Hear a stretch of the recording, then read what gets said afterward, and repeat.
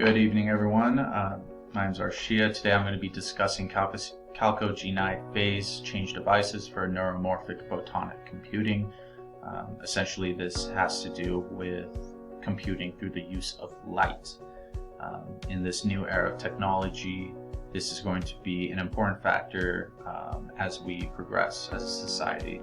And I've learned that there are three main ways that we are thinking about computing now, through superconductors, extremely cold atoms, and the last one, which I will be talking about, the use of light. To me, it's become important that for us to understand the solution, it's really important to understand the problem. Why is it that we're even looking at new ways of computing in the first place? To me, what I've discovered is that there are three constraints facing the future of computing. These three constraints are the device level, memory wall, and the scaling law. So let's talk about device level real quick. Essentially, device level, what this means is it's talking about something called Moore's law. Gordon Moore, born January 3rd, 1929, he discovered this law and came across it and basically said that within a 2-year span, our technology is going to increase greatly. And as the technology increases, the costs will also decrease and the costs will halve. This was what he predicted, especially with transistors. He said that the number of transistors will roughly double every 2 years, while their costs will halve. And transistors are tiny switches that control flow or electrical current that can fit in an integrated circuit. All these single chip that we have today consists of billions of transistors, and each transistor is about 14 nanometers across, which is smaller than most human viruses. Now, with this law that came into play, he essentially said that he predicted this in 1965 and said that it would lead to inventions like home computers, digital wristwatches, and personal portable communications equipment. And we could see that very evident in today's world. So he was not wrong about that. However, something that is true is that even Intel, now this was recent, has disclosed that it is becoming more difficult to produce smaller transistors in a 2-year frame while still being affordable. So we have kind of entered a new era where this law is no longer deemed valid. And we'll see in this graph that the rate and the slope at which technology was advancing was extremely steep compared to where it is now. When you start looking at 2006 through 2018, you could see that the rate has slowed down tremendously. We have generally stopped around 4.1 to 4.5 gigahertz. Now, this main law has to do with the performance. When I've been talking about getting better technology and the advancement of technology, I'm talking about the performance. And more importantly, what the performance means is processing power. This is the main factor that we care about, is processing power. So that's why I mentioned where our processing power is around 4.1, 4.5 gigahertz. 4.1, I believe, for consumer uses. So along with what Intel was saying and just evaluating this graph, we can see that's becoming harder and harder to create stronger processing power within a 2-year span, and is taking longer. Next, we will be talking about the memory wall. Some people call this the memory war because it's pretty much a battle between memory and processor. Now, as we saw, and we'll see Moore's law again in the next slide, basically the computer processor, the CPU, performs operations and calculations. However, the memory stores the inputs and outputs of data. So currently there has been a huge gap that is increasing between our progression within memory and our progression within processing power. We have developed processing power and performance at a very higher rate than we have with our development of memory. So you'll see in this graph again, Moore's law is there, but you could see the gap there between memory and processing power. Oh, I jumped a slide, but essentially from here to here is the main. You can see this gap, and it keeps increasing. It's not stopping. So this is going to be a huge issue as time progresses, and is definitely another constraint within our computing capabilities in the future of computing. So next we will discuss, let me click out of here, we will discuss the scaling law. Now, the scaling law is also known as Dennard's law, from Robert H. Dennard, born September 5th, 1932. And he observed that voltage and current should be proportional to the linear dimensions of a transistor. Thus, as a transistor which shrank, so did voltage and current. Now, he also said that power density remained constant for a given area of silicon when the dimension of the transistor shrank. And this was huge news. This is really important. And I'll get back to this graph and really describe why it's important here. But this discovery was huge for them because they realized that they could shrink the size of the transistor. And if you shrink the size of the transistor, you could use more transistors, and using more transistors means that you have more power, more processing power. And so that's been a huge drive in the development of processing power within our devices. Dennard also continued his work, and he introduced the scaling law in 1974, but he did it while working as an IBM researcher. He also said that MOSFETs will continue to work as voltage-controlled switches in conjunction with shrinking features, providing doping levels. The chip's geometry and voltages are scaled along with those size reductions. I'm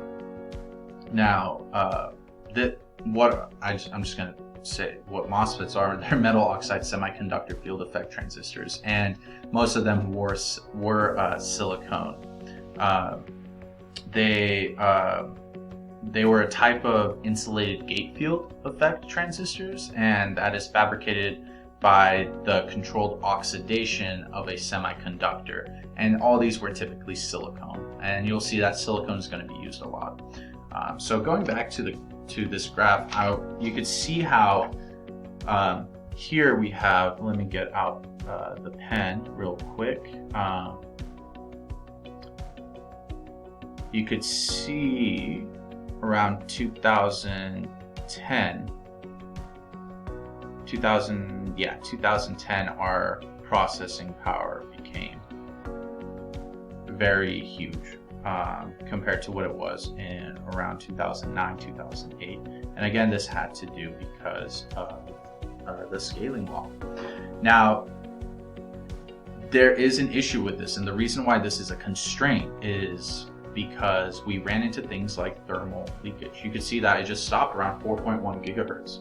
Why don't we keep scaling these sizes down? One is, well, we can't scale them down as soon as we used to be able to scale them down. Again, Moore's law coming into play. We need more time to be able to advance within technology. And the other reason is that you'll get things like burnt chips because there's more thermal leakage happening within the processing power. So, and I'll show that in the next slide. I'm going to exit drawing here. We're going to go to click this, boom, next slide, after that, boom. So for a consumer processor power, like I said, we max around 4 gigahertz. And at that time the law was proposed, the thermal leakage was minimal because we weren't shrinking we weren't shrinking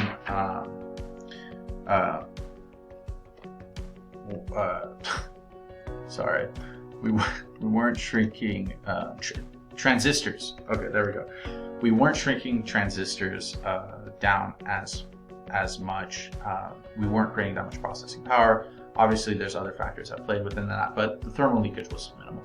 Now, around 2004 and 2006 is when Dennard's law started dying off.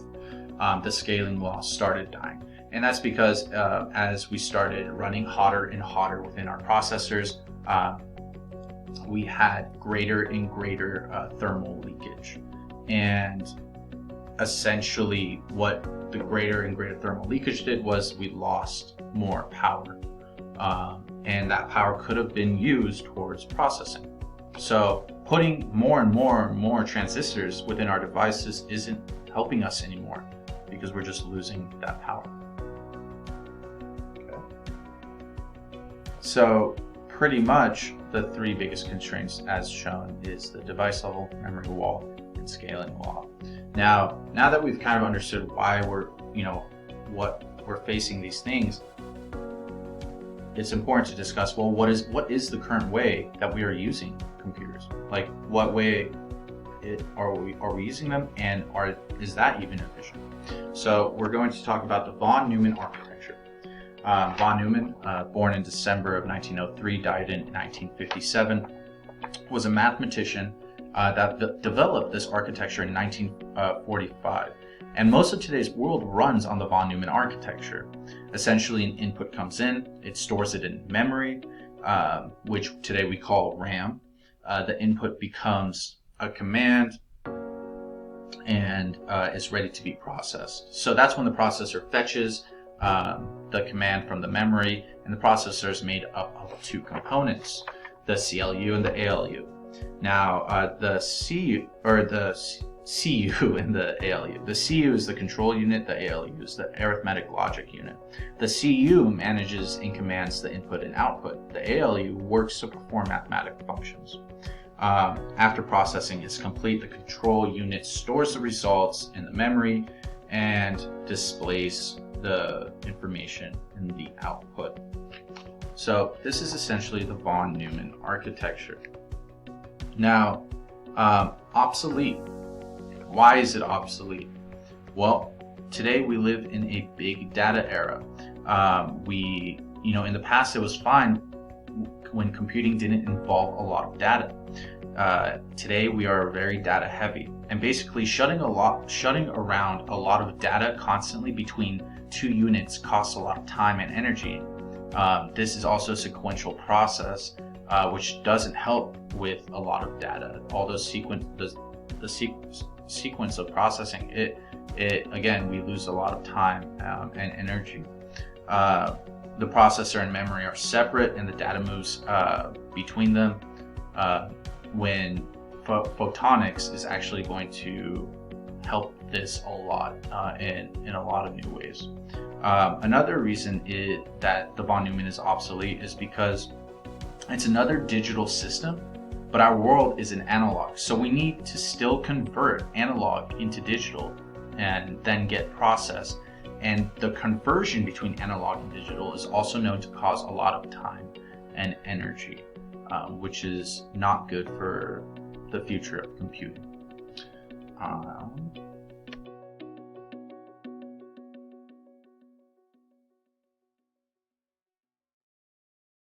Now that we've discussed the current architect of computing, let's talk about non-classical optical computing, which is the science or the art to use photons instead of electrons to do computation. When we talk about this sort of computation, speed computation is important, which is limited by two factors: data transfer, which is how fast information can be moved, and data computation, which is how fast how fast information can be processed. Currently, this limit is being imposed by using the properties of electricity through the flow of electrons. Now, optical computing uses light and the flow of photons for use in computing and electronics. Specifically talking about infrared and fiber optics, we know that using a wavelength of 1500 nanometers is really beneficial when it comes to data transfer of long distances. And fiber optics essentially builds new types of logic that can compute optically as opposed to electronically. Basically, it's taking the technology of fiber optics and putting it into a computer to perform logic in CPU components. we've seen the results be an increase of bandwidth of computers from gigahertz speeds to terabit speeds per second, which is 1,000 times greater. We know that it's also important to talk about signal degradation. Now, long and versus short waves. What I want to talk about here is what type of waves we should use between long and short distances. Now, longer infrared wavelengths are needed for long distance communication to avoid signal degradation. However, since photonic computing works with small scale distances, the light used for computation will be in the visible part of the electromagnetic spectrum with wavelengths in the range of 450 to 700 nanometers. Therefore, when working with small scale distances, signal degradation isn't an issue, but computation speed is. We should note that electronic circuits operate based on millions and billions of switches that alternate between an on and off state. This switching process alone induces a lot of latency. Now, photonics uses wave propagation, the interference pattern of waves, to determine a result. And this is huge because this allows for instantaneous computation without the delay that's induced from switch latency.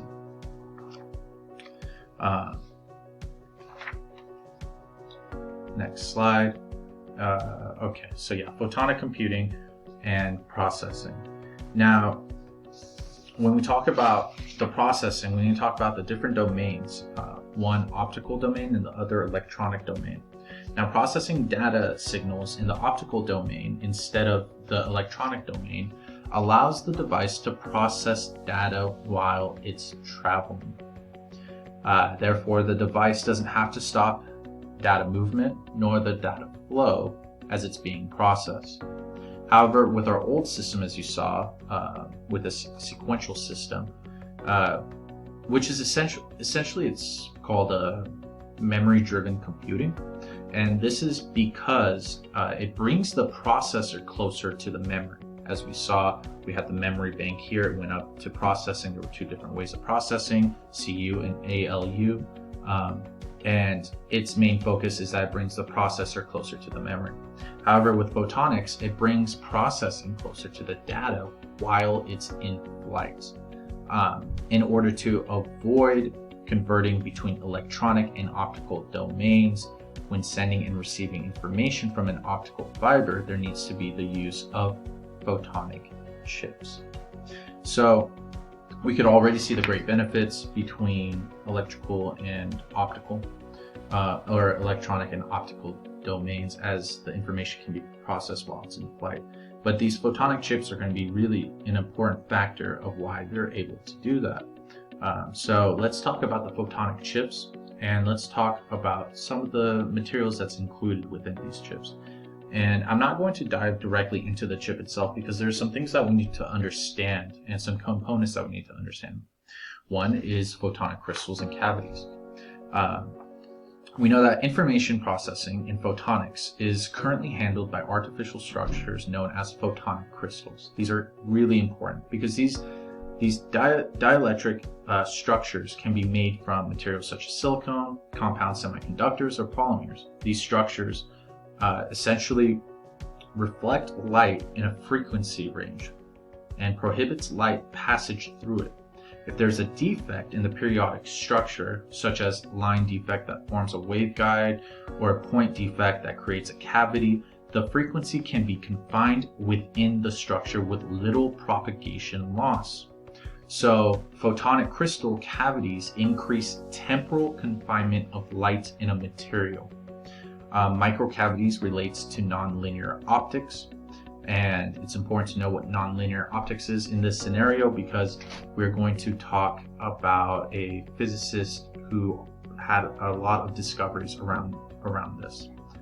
So nonlinear optics is essentially the study of how intense light affects and interacts with matter. Now, the photonic crystals and cavities within the silicon structure is really important because, as I said, they temporarily hold photons within the structure and not let it escape that much, which is really the the backbone, and it's really huge for photonic computing in it of itself, to be able to hold this amount of photons in small volume temporarily. And that's what we'll basically see, is that photonic computing takes advantage of this, that we can make these structures hold this. And what it also does is gets us thinking about microstructures, and leads us into the microstructure of photonic crystals and cavities. Essentially, we structured them at nanoscale levels to achieve very large photon confinement. So we have these nanoscale size crystal cavities, and they're holding a lot of photons, which is good for us. Now, I talked about non-linearity, and John Kerr, a Scottish physicist, he talked about, let me move my face. He talked about, okay, I'll leave it, frequency combs. And basically, if a laser source whose spectrum consists of a series of discrete, equally spaced frequency lines, they're considered frequency combs. Kerr also talks about the quadratic electro-optic effect, which is the Kerr non-linearity, which is the change in the refractive index of a material in response to an applied electric field. This also induced index change is directly proportional to the square of the electric field instead of varying linearly with it. Now, what this does is that it ensures that nodes are formed at both the ends of the cavities. So once the length of the cavity is fixed, its transfer properties depend on refractive index only. So it's making sure that we have our nodes created on each end of the cavity, and we know that the refractive index is the dependent variable here. However, we know that we're holding a lot of photons within this tiny space, and when the intensity of the light is sufficiently high, the refractive index then depends on the intensity of the light too. Again, going in with this idea of non-linearity and the effects of intense light within matter. Now, so Kerr's frequency combs are optical frequency combs, which are generated from a continuous wave pump laser by the Kerr non-linearity. This coherent conversion of the pump laser to a frequency comb takes place inside an optical resonator, which is typically of micrometer to millimeter in size, and therefore termed a micro resonator. Now, I know I've been saying a lot and saying a lot of words, but this is going to be really important, is this understanding of a resonator, what it does, and this idea of a micro resonator. A lot of this work, Kerr did a lot of this work, but as you can imagine, there weren't lasers back then. But so in the 80s, they made great strides when it comes to taking these theorems and seeing what they could do with it in regards to lasers. So okay, we learned a lot about nonlinearity. We learned a lot about silicone cavities and crystals, and how they lead to photon confinement. And essentially, we talked about resonators. Now, micro-ring resonators confine light for an extensive amount of time in small volumes. Now, this is really important, and the ring resonators play an important role in the success of silicon photonics, especially because silicon enables ring resonators of small sizes. So the fact that we're using silicon is another key aspect to these resonators. Because if they weren't silicon, we would not be able to create micro sizes of these ring resonators. Oops. Whoa. Wow. Okay. We would not be able to create these micro ring resonators. Now, the reason why silicone is so important is for many applications, it's preferred to have a large, relatively large free spectral range, which is the FSR, of several nanometers. And this implies the use of small rings. So the application of what we're talking about prefers it. So we need it for that. But also, because of the very high refractive index contrast between silicone and its oxide, which is just the air around it, photonic wires can bend. And they could bend and have a radii of 5 micrometers. Now this allows for extremely compact rings, even within a free spectral range over 20 nanometers, and at wavelengths around 1500 nanometers, specifically 1550 nanometers.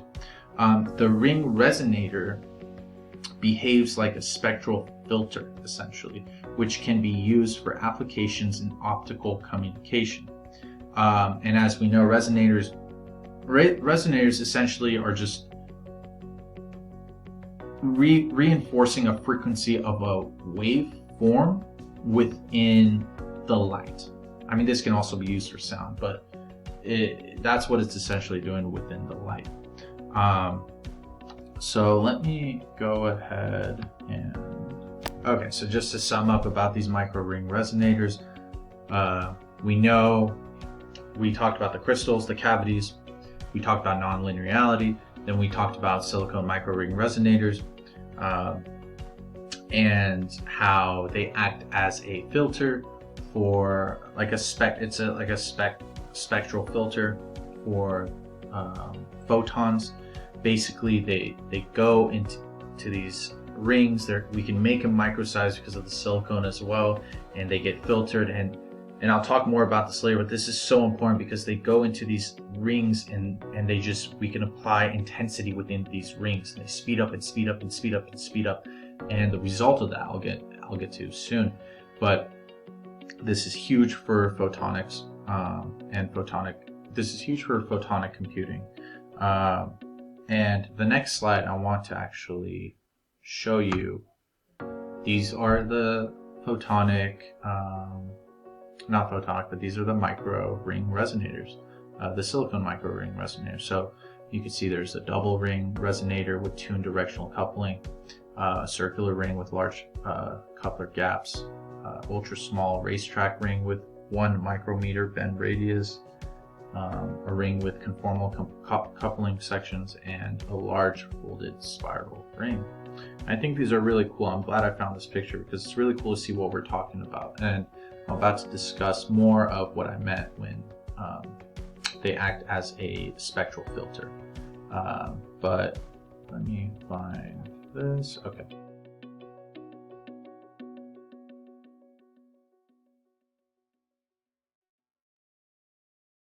All right, so let's talk about coupling, as mentioned within these micro-ring silicon resonators. So coupling is light leakage from one waveguide to another, and as the photons go into circular motion, they go through coupling, and specific frequencies get redirected.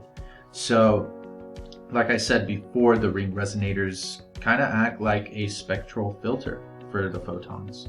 And so this is really important because this means that we can change the refraction index by Kerr. And since we can change the refraction index by curve, we can redirect the light through this idea, or through this process of coupling.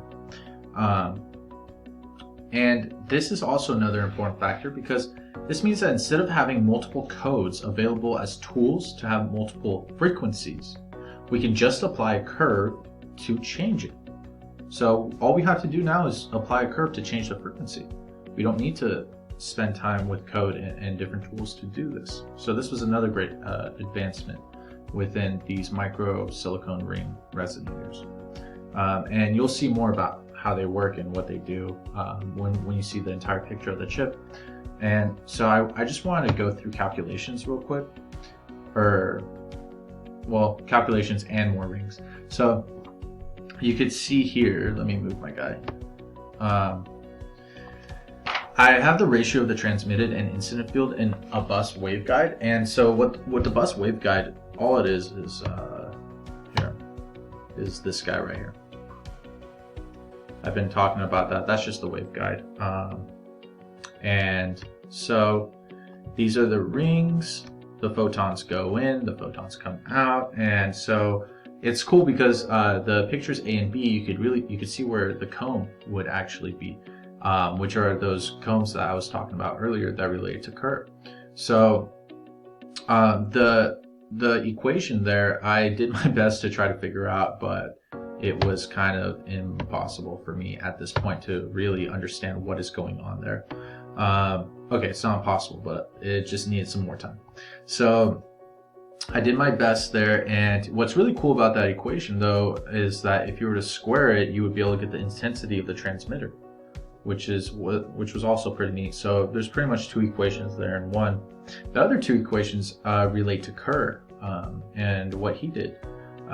One being the cavity quantum optomechanics, and the other one being for his nonlinearity equations. And this really was important for this. All this was really important for understanding photonic computing. So it's kind of slowly all coming together. We started out with silicon photonic cavities. We went into the area of micro rings, and we talked about this idea of nonlinearity with Kerr and his discoveries, and you know, the idea of keeping the nodes where they need to be, and kind of just doing all that we can to create intensity of photons within a small volume. And I think it's pretty cool. So this is also pretty cool. These are the combs that we're talking about. So this was pretty much, I wrote various spatio-temporal solutions and their corresponding spectra, Kerr combs, and these were obtained after simulation. So where the combs go here, boom, we'll get them produced, and they essentially look like that depending on the frequency. So that was also pretty neat. I have one more slide of calculations. Photonic computing, which also leads into quantum computing, would not be completed without, you know, equations like Schrödinger and Luggiato-Lefebvre equations and the mode equations. These were all huge. Kerr's work and these other physicists' work were huge back in the, not only in their era, but are huge when it comes to photonic computing. So even though I tried trying to understand it, it's not impossible, but I would have to spend a whole semester doing that. So these are some cool calculations that I found and tried to the best of my ability to understand exactly how they were being applied within photonic computing. So let's go to the next slide, and here it is. So earlier I mentioned that this process of transferring data and doing all these things was impossible without actually having the photonic chip, and here is the photonic chip. This is just one company that created this model, and this has all the parts. We essentially talked about the main beginning parts, these rings right here. Those are the silicone micro resonator rings, micro ring resonators. And that's where we kind of can see the spectral filter happening as the photons enter. So let's talk about this a little bit. It's made out of silicone and silicon nitride, and it consists of three primary components: the squeezer, which is the input to the computer, the interferometer, which is the logic gates and photon detectors, and the last is measurement output. Now, this is when we really start seeing the converting system based on optical microprocessors in place of semiconductor microprocessors. And when we started thinking about things like the squeezers, right? And what that is. So it's pretty much as classical laser light is first distributed in an array of squeezers, these microscopic devices are made of the small ring resonators that I mentioned, which when driven by bright classical laser pulse, generate a special quantum state called a squeezed state. And this is what I was talking about earlier. This is why I was saying this is so important. This is so huge, is because that intensity, that pump that's happening actually creates a quantum state for the photons. And this is in qubits. So these states involve a quantum superposition of a different number of photons, and once generated are coupled into an array of bus waveguides, which carry them to the next stage.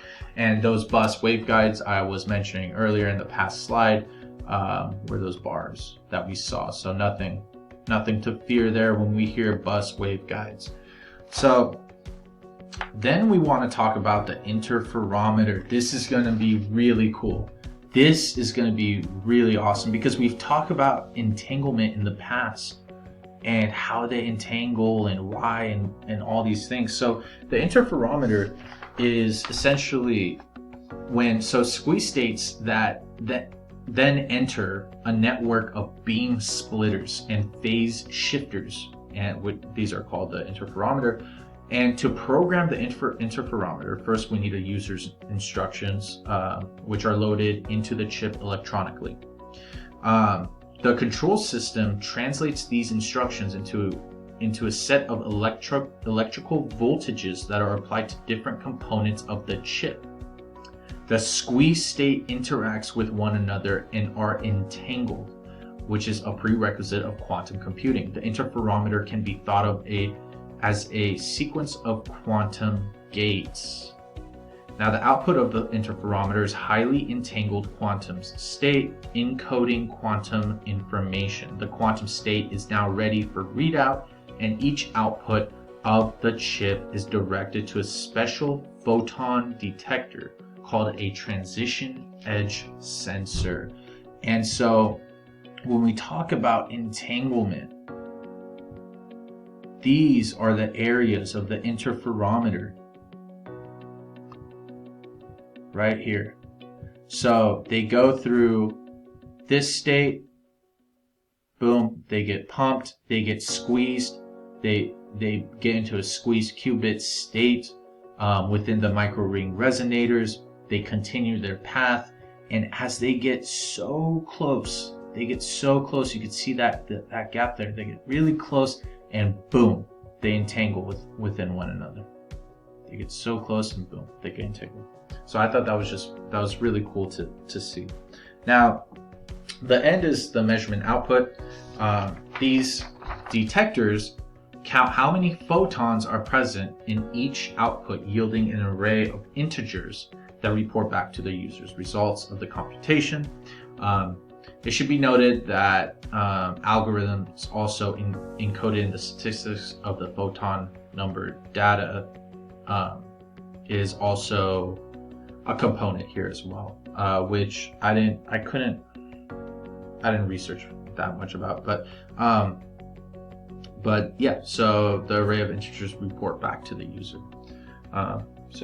So let's discuss, let me end my drawing. Okay. And yeah, so let's discuss the benefits of all of this.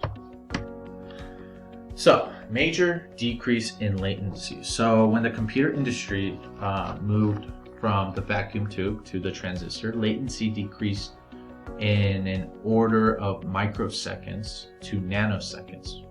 Huge, right? Then photonics pretty much promises to reduce latency orders another magnitude in the order of femtoseconds or less, which is 1/4 of a second, which is like pretty much instant to us. And so next we want to kind of think about parallelism. we've talked a lot about in electricity between series and parallelisms, but they're also not working in a sequence. This isn't working in a sequence, which is what we discussed earlier, right? So we can actually compute data while it's moving, and the reason why it could be in a parallel system is because it could do this through light reflection, because it's using photons. So through light reflection, we can have parallelism here. Another benefit is increased bandwidth.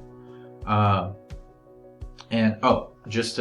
didn't actually read the slide, but the fact that it could work in parallel allows us to tackle a lot of complex problems, which I'm going to segue this to the end when we start talking about neurons and how related it is to how our brains work to tackle complex problems. So increased bandwidth. Also, we're going to have increased bandwidth due to the ability to transport multiple wavelengths of light at the same time. So doing this, boom, increased bandwidth. Another benefit is data management. Now, photons are also massless, so they require much less power to excite. The parallelism and increased bandwidth translates to an extremely scalable system, which is much more powerful. At the same time, it would use less power, so it'd be much powerful, and it would use less power, and it wouldn't go through the complexities that our system currently goes through when it's with its data management issues. It could handle complex data management. Another benefit is increased security.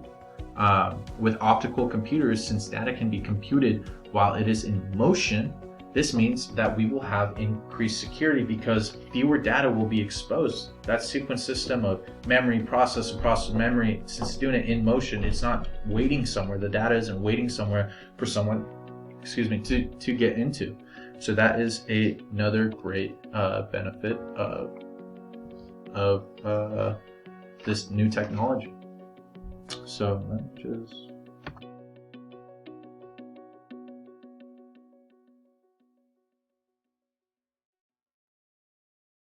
Alright, so we've talked a lot about the benefits of photonic computing and what it could do for our future. So this kind of segues us into another region of photonic computing that is really important and fascinating, and this area is the neuromorphic photonic computing.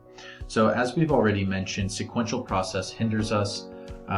It doesn't help us to process a lot of data, and we're living in a data-heavy world.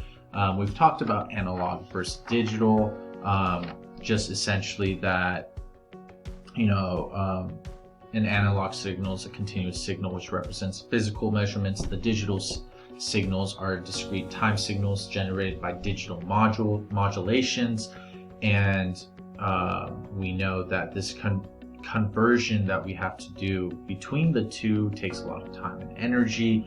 And so essentially scientists have determined that the most efficient tool that we have and the most efficient tool known for processing a lot of data is the human brain. And the reason being is of the parallel system, that same parallel system that we were kind of discussing in the past.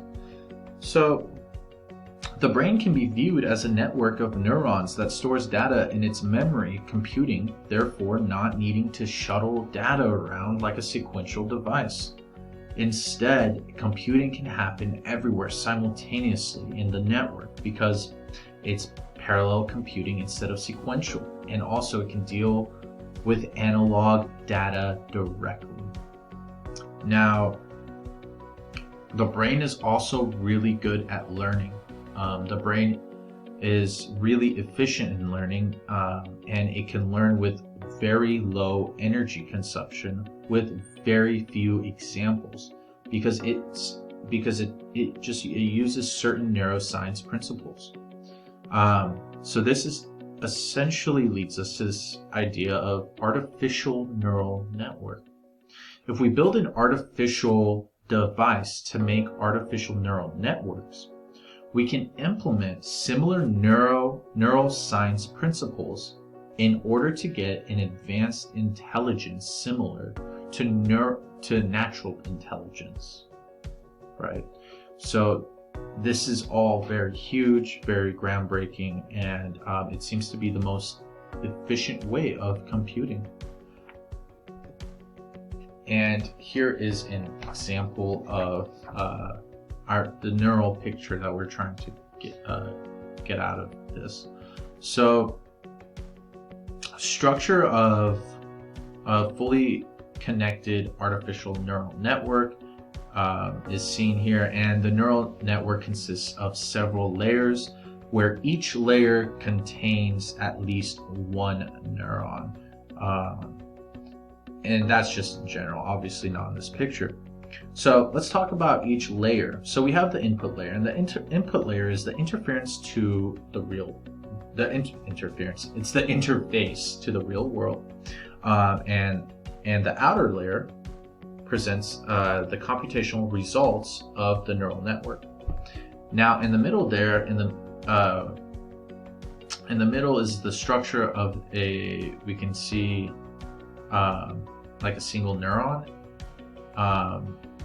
But in this case we have more than one, but in the middle we have a structure of neurons within the hidden layer, and each neuron has each neuron has kind of an activation assigned to it, kind of like it's like this is what you live for, which is calculated from all neurons in the previous layer, right? So, oh, I just realized my guy was over output there. There we go. Now we're happy. So this is all really cool stuff, and essentially that's kind of how the inner workings of a neural, like, artificial network would be connected. We got our input, we have our hidden layers, and then we have our output. Next slide. Next, we need to talk about phase change photonics, because we need to connect this sort of neural artificial network that we have to phase change photonics. So phase change photonics is the conjunction between phase change materials and nanophotonics. This enables integrated photonic circuits, PICs. So enables integrated photonic circuits with functionalities, and the phase change materials, the PCMs, are materials that can be rapidly switched between an amorphous and a crystalline state. Therefore, it could exhibit contrast in the optical properties between both phases of matter. Okay, so we have our PCMs, which is our phase change materials, our PICs, which is our integrated photonic circuits. We have these two different phases that we need to kind of think about between these phase changes. Our amorphous state is just a solid that's a non-crystalline. Our ordered state is a crystalline state. So we're going to kind of start seeing the contrast here between the optical properties. And you're probably wondering what elements, what is going on here. I'll mention, you'll see in a second what's going to happen. So let's just briefly talk about these phase changes. So I have the amorphization and the crystallization graph from temperature to time, a temperature time graph, and you could see that if the material is heated, and let me grab this guy. So if the material is heated and kept above the glass transition, temperature, but below the melting point, the atoms have enough energy to arrange themselves in the energetically preferred crystalline order. So when it has enough temperature to be above here, but not enough to be below there, we have this whole region of crystallization right here. So If the material instead is further heated above the melting temperature and rapidly cooled down below the glass transition temperature without giving it time to crystallize, the unordered amorphous state is obtained. As you can see, this red guy. Okay, so typically the PCM, which is our phase change material, needs to be cooled down with a rate of 1 to 100 Kelvin per nanoseconds to be switched to an amorphous state. Now, in the amorphous state, this is why it's important, in the amorphous state, no long-range order is present and covalent bonds between the atoms are dominant. Therefore, the electrons are strongly localized, leading to low conductivity. In contrast, resonant bonds between several atoms are formed in the crystalline state, leading to highly delocalized electrons and enabling high conductivity. So we're thinking, okay, so what does this do for us though? What's the point of this? Well, integrated with photonic circuits, phase change materials enable active control over phase and amplitude of light propagating through optical waveguides, which is what we've been doing. So phase change materials gets used in the field of rewritable optical data storage. And so we start talking about GST enables energy efficient computation. Well, what is GST in the first place? Well, that crazy name I had in the beginning of the title, chalcogenide, they're pretty much a group of alloys. And so after a lot of work, they have found that when coupled with the right PCMs, which phase change materials in our case are galvanized solids, the PCM turn, well, I'll go over the PCMs first. These right PCMs, phase change materials, turned out to be uranium, antimony, and tellurium. That's how you say that. Sometimes I have trouble with that. So these alloys, due to its non-volatility, non-static energy supply, is required to maintain the phase change materials state. In combination with switching energies below 20 picojoules, the GST enables energy efficient enough for computation, which is so cool. And that's essentially the point of the phase change, because again, the phase change materials enables active control over phase and amplitude of light propagating through optical waveguides. I just think that's insane, and that's so cool. In the next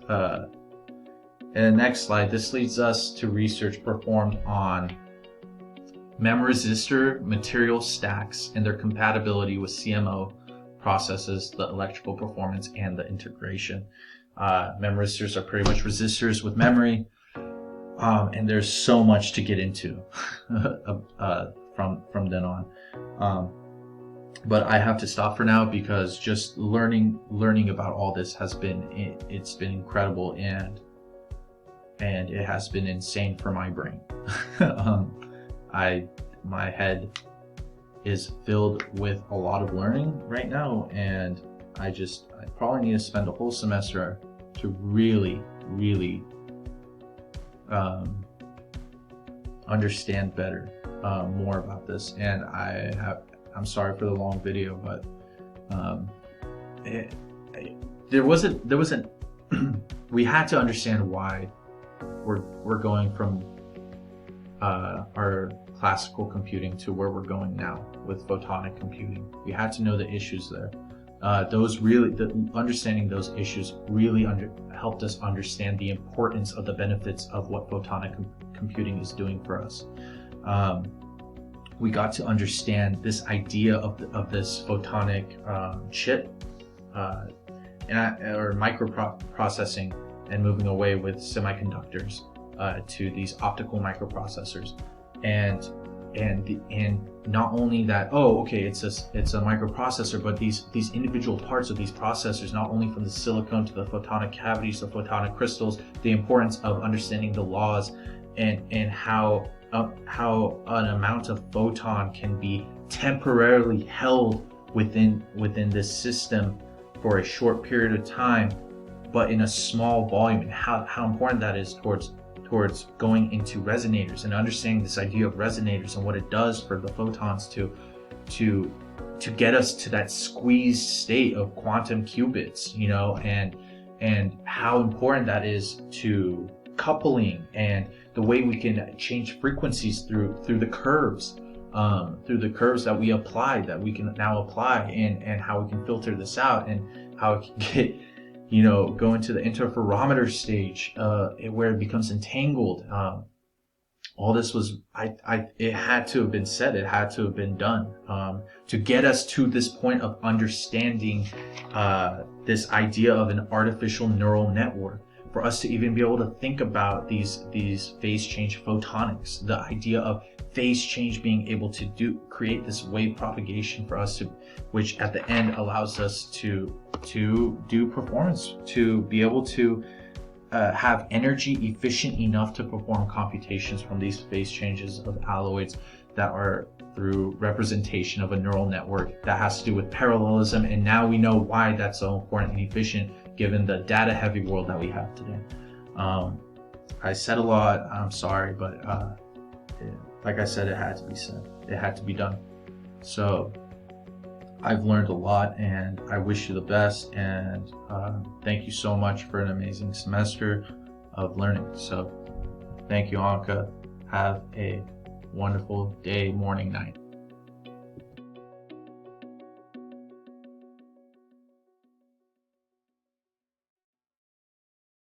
Never mind, I'm back. Just wanted to go to the works cited. So this is works cited. Because I had so much information, like I just didn't want you to think like I don't know. I didn't have sources. Like I did a lot of research for this. So first page, second page. Okay, now I'm for sure going. Bye.